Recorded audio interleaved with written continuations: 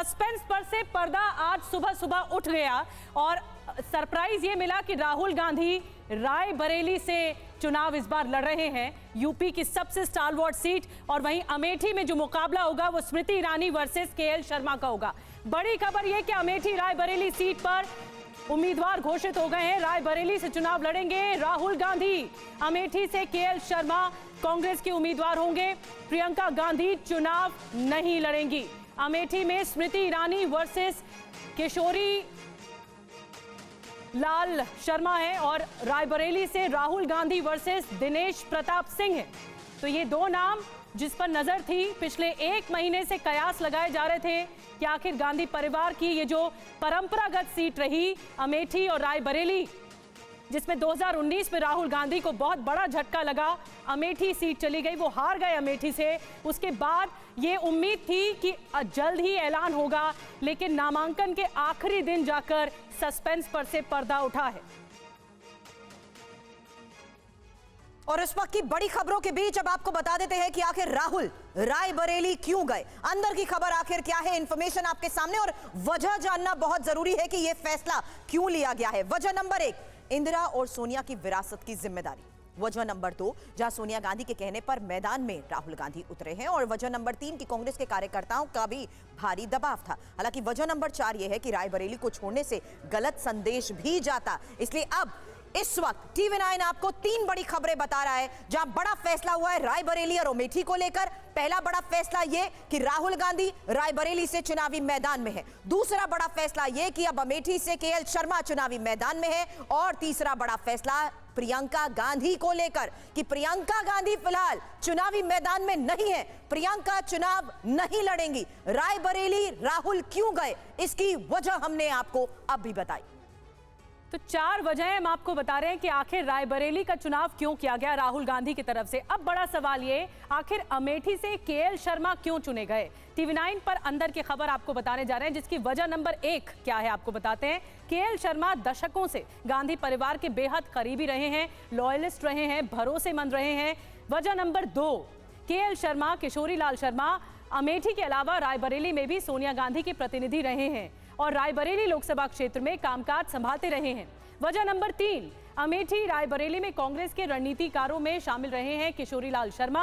और वजह नंबर 4 जो सामने आई है वो है अमेठी रायबरेली क्षेत्र में गांधी परिवार के प्रतिनिधि के तौर पर उनका लंबा अनुभव रहा है, स्थानीय कांग्रेस कार्यकर्ताओं से उनका सीधा कनेक्शन है, इसीलिए वही एक बेहतरीन चॉइस रहे कांग्रेस के लिए, ऐसा मानना है कांग्रेस का। वजह नंबर 5, राजीव गांधी के वक्त से सक्रिय रहे, एक्टिव रहे अमेठी रायबरेली में। जब राजीव गांधी थे उस वक्त भी किशोरी लाल शर्मा एक्टिवली राजनीति में काम करते थे। और हमारे साथ रायबरेली और अमेठी से सहयोगी मौजूद हैं। रायबरेली से हमारे साथ कुमार विक्रांत जुड़ रहे हैं और अमेठी से भी हमारे साथ जुड़ रहे हैं पंकज झा।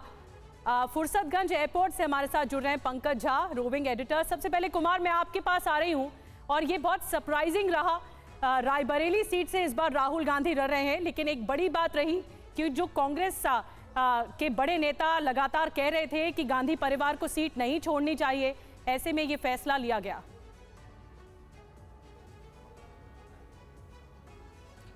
जी बिल्कुल, लगातार खड़गे जी का यही कहना था कि कम से कम कोई एक गांधी रायबरेली और अमेठी से लड़े। और सोनिया गांधी ये चाहती रही कि चूंकि उनकी विरासत की सीट है, सोनिया गांधी ने जब ये सीट छोड़ी यानी राज्यसभा जब जा रही थी तब उन्होंने खत लिखा था कि मेरा परिवार का जुड़ाव है यहाँ से। इसीलिए इंदिरा गांधी की विरासत की बात करें या कांग्रेस अध्यक्ष रही सोनिया गांधी की विरासत की बात करें, वो विरासत अब कांग्रेस में राहुल गांधी के पास जाए, इसलिए राहुल गांधी अमेठी से रायबरेली से उम्मीदवार बने अमेठी को छोड़ करके। और इस वक्त हम वहाँ मौजूद हैं, ये खास जगह है जहां पर कि इंदिरा गांधी के वक्त से गांधी परिवार नामांकन दाखिल करने के पहले यहां आता है। ये तस्वीर आप देखिए, इसमें सोनिया गांधी हैं और इनके ठीक पीछे किशोरी लाल शर्मा हैं। ये इस तस्वीर के यानी कि इस हवन पूजन के बाद ही गांधी परिवार या सोनिया गांधी नॉमिनेशन दाखिल करने जाती थी। ये गया प्रसाद शुक्ल का घर है, ये देखिए आप इंदिरा गांधी और ये गया प्रसाद शुक्ल है। जब इंदिरा गांधी नॉमिनेशन फाइल करने जाती थी उसके पहले यहीं पर आती थी, यहीं पूजा हवन अर्चन प्रवचन होता था।